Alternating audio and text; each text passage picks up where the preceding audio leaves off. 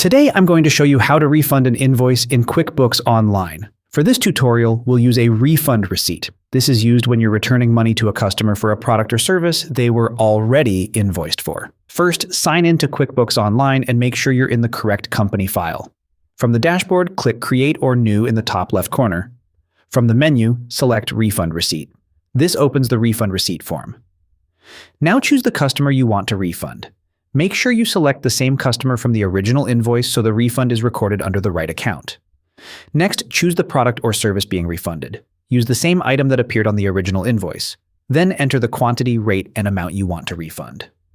If the original invoice included sales tax, make sure the tax settings match so the refund is calculated correctly. You can also add a short description explaining why the refund is being issued. Next, check the refund date. Use the date the refund is actually being processed. If your business uses classes, locations, or tracking categories, make sure they match the original sale. Before saving, review the customer, product or service, amount, tax, date, and refund details. Once everything looks correct, click Save and Close. If you need to enter another refund right away, you can click Save and New instead. QuickBooks will now record the refund and update the customer's activity and sales records. And that's how to refund an invoice in QuickBooks Online in 2026.